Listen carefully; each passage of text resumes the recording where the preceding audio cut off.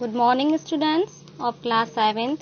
Here I am going to teach you social science, history, chapter 1st. When, where and how. In this chapter we will learning some objectives like this. Number 1. Features of the medieval period. Number 2. The importance of the medieval period. Number 3. Sources of information. Then now I am starting this chapter. The name India of the country in which we live was given to it by the Britishers. जिस देश में हम रहते हैं उसका नाम भारत अंग्रेजों ने दिया था. It was not the ancient name of our land. यह हमारी भूमि का प्राचीन नाम नहीं था.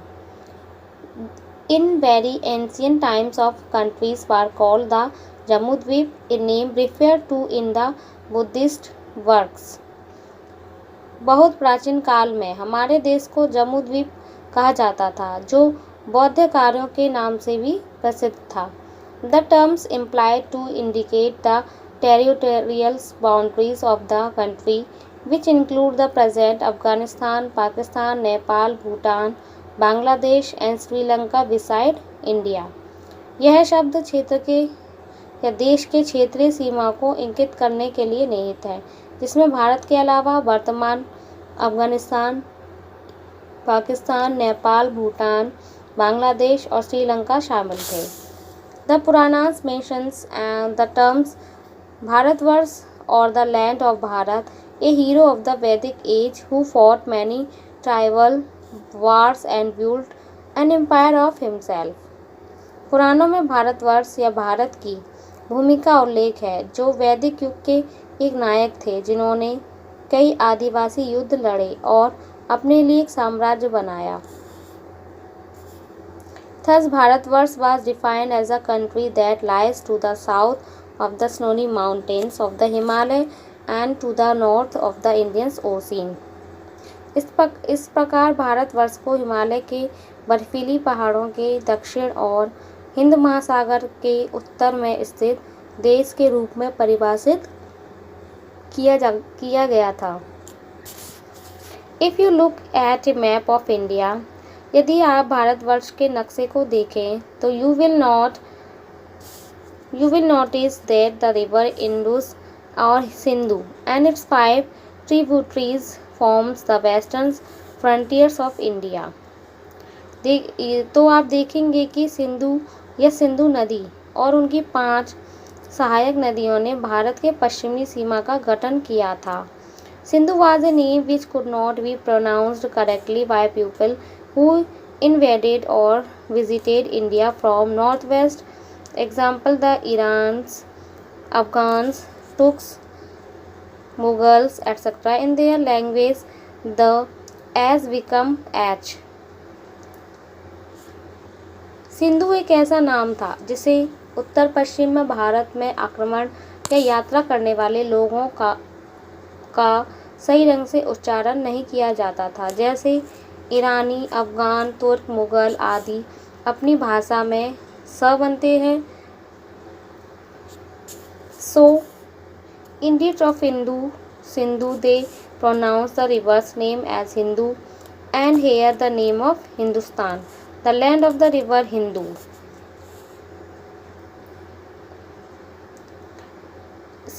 इसीलिए सिंधु के बजाय उन्होंने नदी का नाम हिंदू और इसलिए हिंदुस्तान नाम रखा, हिंदू नदी की भूमि. It was from the river Indus that the people living on the eastern side of the river came to be called Hindus in medieval India.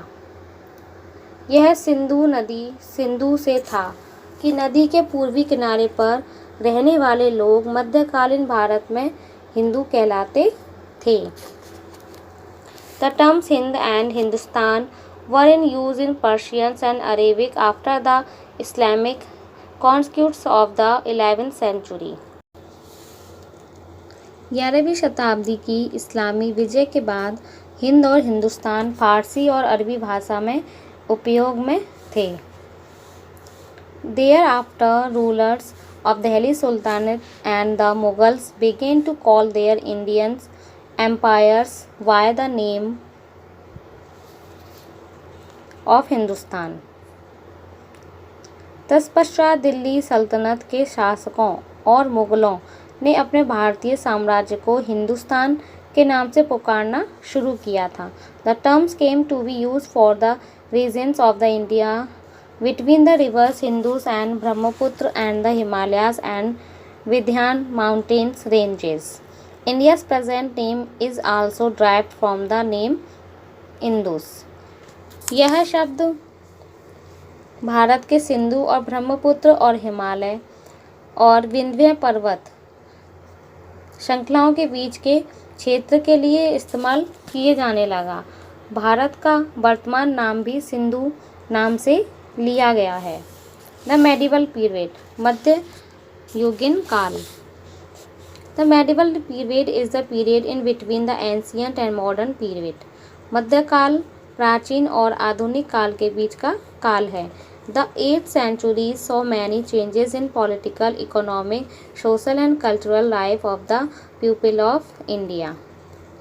8वीं शताब्दी ने भारत के लोगों के राजनीतिक, आर्थिक, सामाजिक और सांस्कृतिक जीवन में कई बदलाव देखे। There were also changes in the pattern of their thinking and behavior. उनकी सोच और व्यवहार के पैटर्न में भी बदलाव आए। Thus we take the 8th century as the one belonging to the medieval period. इस प्रकार हम 8वीं शताब्दी को मध्यकाल से संबंधित मानते हैं। Changes did not take place suddenly at any particular period of time. किसी विशेष अवधि में अचानक परिवर्तन नहीं हुआ। Some changes appeared earlier at some place and some quite later. कुछ स्थान में पहले कुछ बदलाव दिखाई दिए गए और कुछ बाद में। Many changes took place after the downfalls of the Mughal Empire and the East India Company became the leading power in India in the middle of 18th century. East India company के 18वीं शताब्दी के मध्य में भारत में अग्रणी शक्ति बनने के लिए मुगल साम्राज्य के पतन के बाद कई बदलाव हुए। This taken as the end of the medieval period in India. यह मध्ययुगीन काल के अंत के रूप में लिया गया।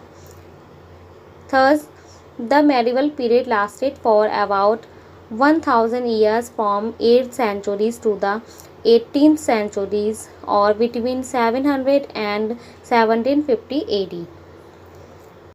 जो 8वीं शताब्दी से 18वीं शताब्दी तक या 700 और 1750वीं ईस्वी के बीच लगभग 1000 वर्षों तक रहा। The features of the medieval period. मध्ययुगीन काल की विशेषताएं। In order to make the study convenient, historians have divided the periods into two phases. मध्य अध्ययन को सुविधाजनक बनाने के लिए इतिहासकारों ने इस अवधि के दो चरणों में विभाजित किए गए थे। Number 1, the early medieval period means प्रारंभिक मध्ययुगीन काल। The early medieval period covers the period between the 8th and the 12th century. प्रारंभिक मध्ययुगीन काल में 8वीं और 12वीं शताब्दी के बीच की अवधि शामिल है। This period is actually the period of the Rajput kingdoms in the north, the rule of the प्रतिहारों Palas and Rashtrakutas and their conflicts over Kannauj and the Chola kingdom in the south. इस अवधि वास्तव में उत्तर में राजपूत राज्यों प्रतिहार प्लस और राष्ट्रकूटों के शासन और दक्षिण में कन्नौज पर उनके संघर्ष और चोल साम्राज्य का काल है। The later medieval periods covers means बाद के मध्यकालीन युग में the period between the 13th and the 18th century AD. This period includes the Delhi Sultan under the Turk and Afghan rulers, Brahmani and Vijayanagar's kingdoms and the Mughal Empire. 13वीं और 18वीं शताब्दी के बीच की अवधि शामिल है। इस अवधि में तुर्क और अफगान शासकों, बहमनी और विजयनगर राज्यों और मुगल साम्राज्य के तहत दिल्ली सल्तनत शामिल है। With the comings of the Turks, Afghans and the Mughals, Indian society underwent drastic changes. तुर्कों, अफगानों और मुगलों के आने के साथ भारतीय समाज में भारी बदलाव आया। The importance of the medieval period, मध्ययुगीन काल का महत्व। The medieval periods has an importance place in our history. मध्ययुगीन काल हमारे इतिहास में महत्वपूर्ण स्थान है। इट कैन बी जज by nothing the following points. निम्नलिखित बातों पर ध्यान देकर इसका अंदाजा लगाया जा सकता है। Number 1, sufficient historical material is available for the medieval period as compare to the ancient period. प्राचीन काल की तुलना में मध्यकालीन काल के लिए पर्याप्त ऐतिहासिक सामग्री उपलब्ध है। That is why there is no vagueness about its chronology. यही कारण है कि इसके कालक्रम के बारे में कोई स्पष्टता नहीं है। The languages like Hindu and Urdu which we speak today developed and prospered a lot during this period. Hindi और उर्दू जैसी भाषाएं जो हम आज बोलते हैं इस अवधि में विकसित और समृद्ध हुई। Number 3, many of our socio-religious customs, traditions and beliefs had their origins during this period. इस अवधि के दौरान हमारे कई सामाजिक, धार्मिक रीति रिवाजों, परंपराओं और मान्यताओं की उत्पत्ति हुई है। Number 4, a new Indian culture developed due to the fusions of the Hindu and Muslims cultures in the fields of arts, music, painting, architecture and literature etc. during the medieval period. मध्यकालीन कला में संगीत में, चित्रकला, वास्तुकला और साहित्य आदि के क्षेत्रों में हिंदू और मुस्लिम संस्कृतियों के संलियन के कारण एक नई भारतीय संस्कृति का विकास हुआ। सोर्सेस ऑफ इंफॉर्मेशन, जानकारी का स्रोत। Precise information regarding the history of ancient India is limited. प्राचीन भारत के इतिहास के बारे में सटीक जानकारी सीमित है। However, we have much better information regarding the medieval period. हालांकि हमारे पास मध्ययुगीन काल के बारे में बेहतर जानकारी है। There are a number of historical sources which give us a clear pictures of this period. कई ऐतिहासिक स्रोत हैं जो हमें इस अवधि की स्पष्ट तस्वीर देते हैं। These sources can be divided into two main parts, archaeological and literary. इन स्रोतों को दो मुख्य भागों में विभाजित किया जाता है, पुरातात्विक और साहित्य। Archaeological sources means पुरातात्विक स्रोत। The study of history of through the material remains of human life is known as archaeology. मानव जीवन के भौतिक अवशेषों के माध्यम से इतिहास का अध्ययन पुरातन के रूप में जाना जाता है। Such sources may include monuments, paintings, sculptures, inscriptions and coins. इन स्रोतों में स्मारक, पेंटिंग, मूर्तियाँ, शिलालेख और सिक्के शामिल हो सकते हैं। Monuments and buildings, स्मारक और इमारतें। Historical monuments and buildings such as places, temples, forts, mosques, tombs, clock towers, etc. also help to reconstruct the past. ऐतिहासिक स्मारक और इमारतें जैसे महलों, मंदिरों, किलों, मस्जिदों, मकबरों, घड़ी, टावर्स आदि भी अतीत को समेटने में मदद करते हैं।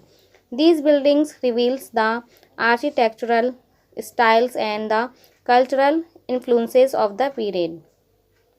इन इमारतों में स्थापत्य शैली और अवधि के सांस्कृतिक प्रभाव का पता चलता है। The famous monuments of the medieval period are the Humayun's tombs, Qutub Minar, mosques such as Quwwat-ul-Ismail। मध्ययुगीन काल के प्रसिद्ध स्मारक हैं हुमायूं का मकबरा, कुतुब मीनार, मस्जिदें जैसे कुव्वत उल इस्लाम और Jama Masjid, red forts, Taj Mahal, Hoysaleswara temples etcetera. इस्लाम और जामा मस्जिद, लाल किला, ताजमहल, होयसलेश्वर मंदिर आदि। They provide information about the architectural skills of workers and the materials used for constructions and the mode of transportations in use, as well as the cultural and religious beliefs prevalent during the time. वे श्रमिकों के वास्तु कौशल सामग्री के बारे में जानकारी प्रदान करते हैं। निर्माण के लिए उपयोग किया जाता है और उपयोग में परिवहन का तरीका, साथ ही साथ समय के दौरान प्रचलित सांस्कृतिक और धार्मिक विश्वास पर किया जाता है। इंस्क्रिप्शंस मीन्स शिलालेख। Inscriptions are writing engraved on solid surfaces such as metals, rocks, pillars and stone structure. शिलालेख धातु, चट्टानों, स्तंभों और पत्थर की संरचना जैसे ठोस सतहों पर उत्कीर्ण है। Inscriptions written in various languages and script may record royal proclamations, religious instructions and gifts to temples, people और villages. शिलालेख विभिन्न भाषाओं और लिपियों में लिखे गए मंदिरों, लोगों या गांवों के शाही उद्घोषणाओं, धार्मिक निर्देशों और उपहारों का अभिलेख कर सकते हैं। For this we have an abundance of sources from Rajput and Chola. इसके लिए हमारे पास राजपूत और चोल के स्रोतों की बहुतायत है। Inscriptions were engraved on the walls of the Taj Mahal, the Red Fort and the on several palace walls. Taj Mahal की दीवारें, लाल किले और कई महल की दीवारें पर शिलालेख उत्कीर्ण थे। Such inscriptions tell us about the social and economic conditions of the people and sometimes even provide dynastic lists of kings or genealogies. इस तरह की शिलालेख हमें लोगों की सामाजिक और आर्थिक स्थितियों के बारे में बताते हैं और कभी-कभी राजाओं या वंशावली सिक्के की वंशावली सूची भी प्रदान करते हैं। कॉइन्स मीन्स सिक्के। Coins tells us about the polity and economy of a period. सिक्के हमें एक अवधि की राजनीति और अर्थव्यवस्था के बारे में बताते हैं। The legends of writings on the coins generally convey the names, date of issue, titles and portraits of kings and the times, even their dynastic emblem. सिक्कों पर किंवदंतियों या लेखन आमतौर पर राजाओं के नाम, जारी करने की तारीख, शीर्षक और चित्रों का व्यक्त करते हैं और कई बार थेसिर वंशवादी प्रतीक भी हैं। Coins sheds light on our religion, economic conditions, trade, etc. सिक्के कला, धर्म, आर्थिक स्थितियों, व्यापार आदि पर भी प्रकाश डालते हैं। The compositions of the metal or alloy used in the coins gives information on the scientific advancement achieved. सिक्कों में प्रयुक्त धातु या मिश्र धातु की संरचना से प्राप्त वैज्ञानिक उन्नति की जानकारी मिलती है। At times coins are excavated from distant places which gives an idea about the extent of the empire. कई बार सिक्कों की खुदाई दूर के स्थानों से की जाती है जो साम्राज्य की सीमा के बारे में एक विचार देता है। The Cholas and the other regional rulers issued many coins. चोलों और अन्य क्षेत्रीय शासकों ने कई हिस्से जारी किए हैं। स्कल्पचर्स एंड पेंटिंग्स, मूर्तियाँ और चित्र। Sculptures and paintings also provide valuable information about medieval periods Indian history. मूर्तियाँ और चित्र मध्यकालीन भारतीय इतिहास के बारे में बहुमूल्य जानकारी प्रदान करते हैं। The bronze sculptures of the Nataraja the dancing Shiva is representative of the sculptures produced during the period.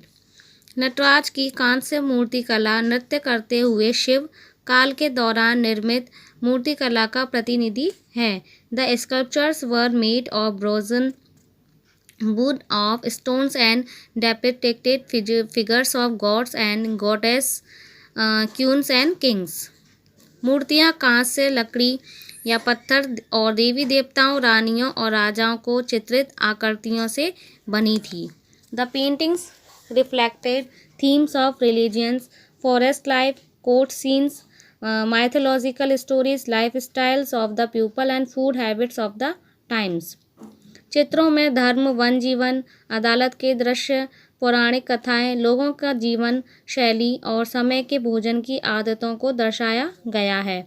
Different styles of miniatures paintings also evolved during this period. इस अवधि के दौरान लघु चित्रकला की विभिन्न शैलियाँ भी विकसित हुई हैं। लिटरेरी सोर्सेज मीन्स साहित्य के स्रोत। In the early medieval period 8th to 12th century AD, paper was not in use in India। प्रारंभिक मध्ययुगीन काल 8वीं से 12वीं शताब्दी ईस्वी में कागज भारत में उपयोग नहीं था। In this period of the materials for writing included palm leaves, bark of which tree and animals skins। इस अवधि में लिखने की सामग्री में ताड़ के पत्ते, वृक्ष के पेड़ की छाल और जानवरों की खाल शामिल थी। In the later medieval periods 13th to 18th century AD, paper was the chief writing material. बाद के मध्यकाल में 13वीं से 18वीं शताब्दी ईस्वी कागज मुख्य लेखन सामग्री थी। Literary sources include royal autobiographies, officials record, chronicles, religious Texas, works of historians and accounts of the foreigner travels. साहित्यिक स्रोतों में शाही स्वतः आम कथाएँ, आत्मकथाएँ, अधिकार अभिलेख, कालक्रम, धार्मिक ग्रंथ, इतिहासकारों के कार्य और विदेशी यात्रियों के खाते में शामिल हैं। The Brahmins and the other continued to study the sacred books in Sanskrit but Arabic and Persians remain the court language. ब्राह्मणों और अन्य लोगों ने संस्कृत में पवित्र पुस्तकों का अध्ययन करना जारी रखा, लेकिन अरबी और फारसी अदालत की भाषा बनी रही। ए रॉयल ऑटोबायोग्राफीज मीन्स शाही आत्मकथाएं।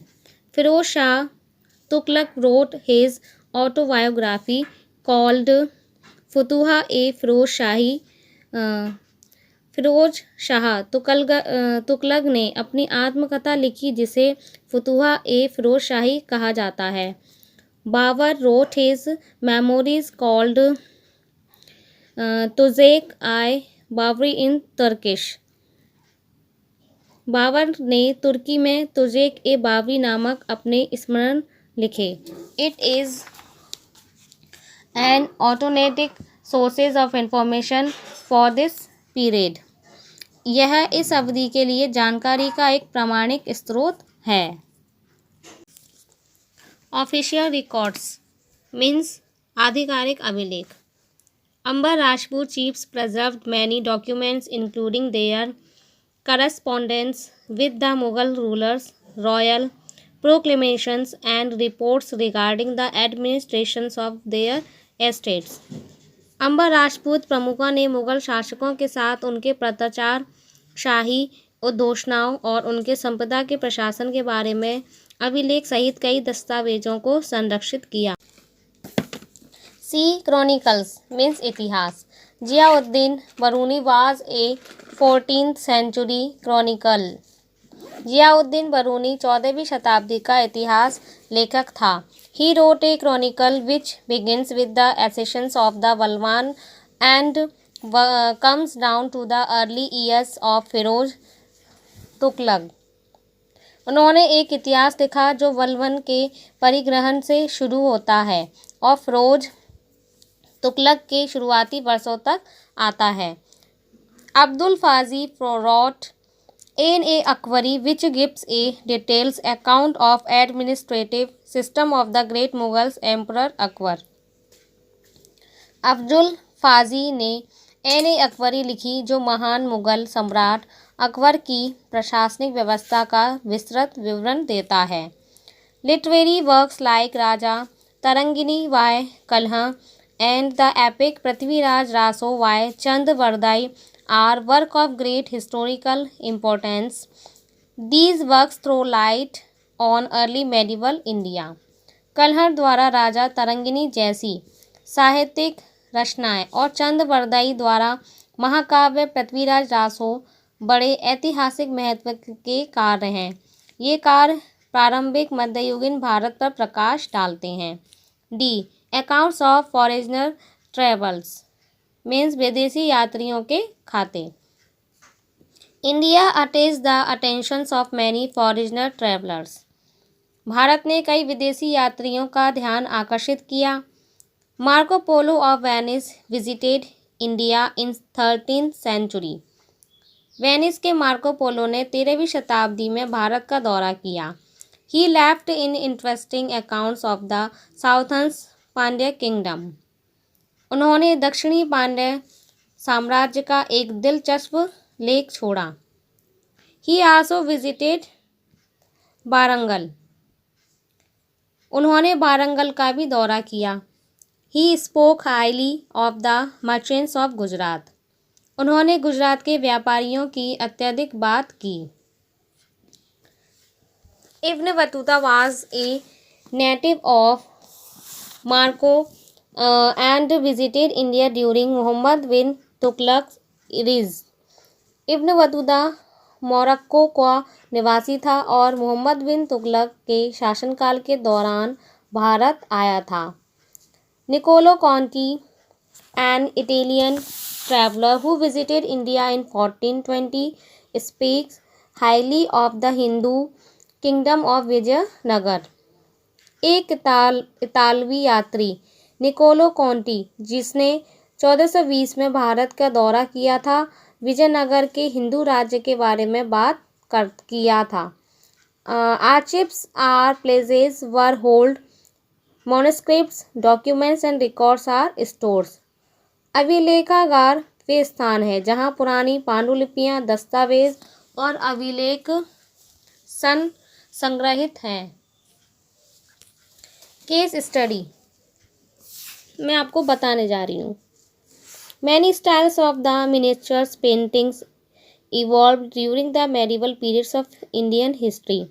भारतीय इतिहास के मध्यकाल के दौरान लघु चित्रकला की कई शैलियाँ विकसित हुईं।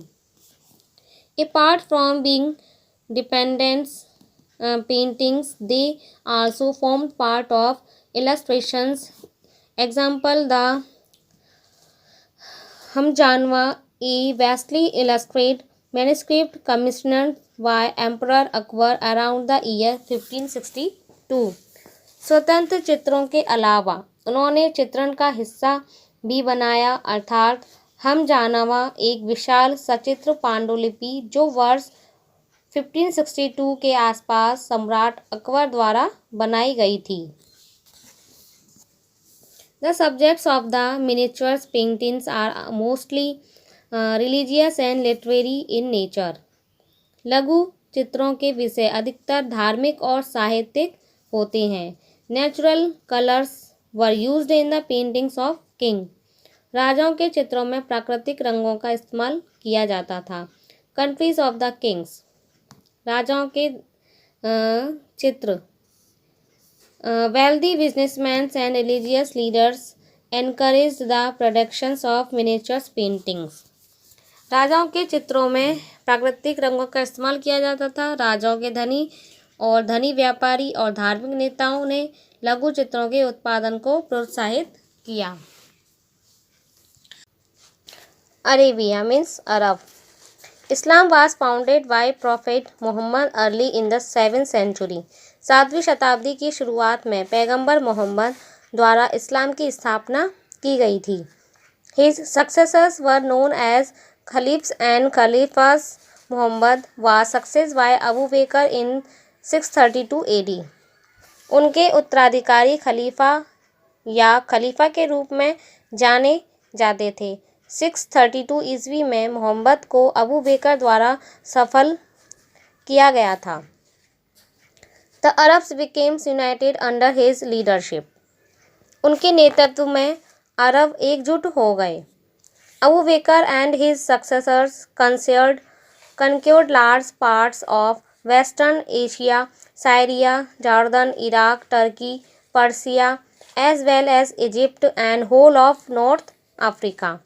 अबू बकर और उनके उत्तराधिकारियों ने पश्चिम एशिया, सीरिया, जॉर्डन, इराक, तुर्की, फारस के साथ साथ मिस्र और पूरे उत्तरी अफ्रीका के बड़े हिस्सों पर विजय प्राप्त की। They crossed into Spain and then they invaded southern France. Way Spain में चले गए और फिर उन्होंने दक्षिणी फ्रांस पर आक्रमण किया। The Arabs, however, were defeated in 732 AD. हालांकि अरबों को 732 ईस्वी में हराया गया। The Islamic civilizations was prominent civilizations during the medieval period. मध्यकाल में इस्लामी सभ्यता एक प्रमुख सभ्यता थी। Turkish invaders means तुर्की आक्रमणकारी। By the end of the 10th centuries, Turk had risen to power in Central Asia. 10वीं शताब्दी के अंत तक मध्य एशिया में तुर्क सत्ता में आ गए थे। Muhammad of Ghazni was a Turk who invaded India 17 times between 1000 AD and 1025 AD.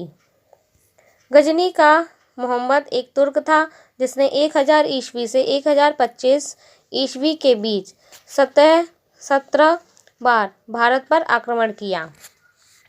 His only desire was to loot India and carry as much wealth as possible to Ghazni.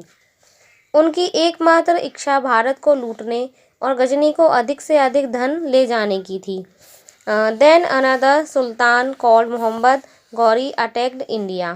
फिर मोहम्मद गौरी नामक एक और सुल्तान ने भारत पर हमला किया। His first invasions from was directed against Multan in 1175 AD. फिर मोहम्मद उनका पहला आक्रमण 1175 ईस्वी में मुल्तान के खिलाफ निर्देशित किया गया था। It were the Turks and not the Arab who established the Muslim power in India.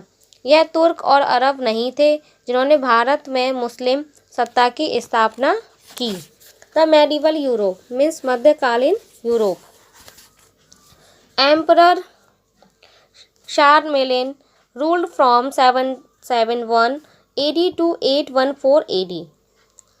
सम्राट शारलेमेन ने 771 ईस्वी में 814 ईस्वी तक शासन किया।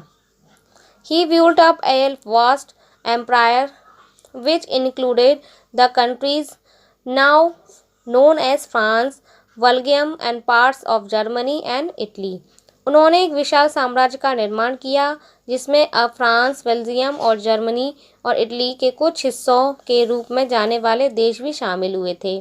The Arabs had already conquered Spain and terrorized southern France. अरबों ने पहले ही स्पेन को जीत लिया था और दक्षिणी फ्रांस को आतंकित कर दिया था। Religions dominated the life of the people during this period. इस अवधि के दौरान धर्म लोगों के जीवन पर हावी रहा। At the head of the Roman Catholic Church stood the Pope.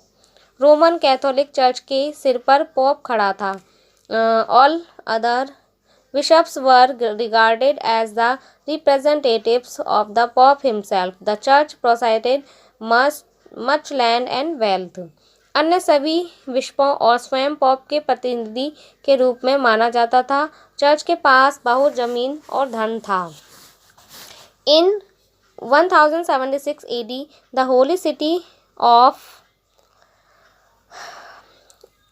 Jerusalem was conquered by the Turk। इस अवधि में 1076 ईस्वी में जेरूसलम की होली सिटी को तुर्कों ने जीत लिया था।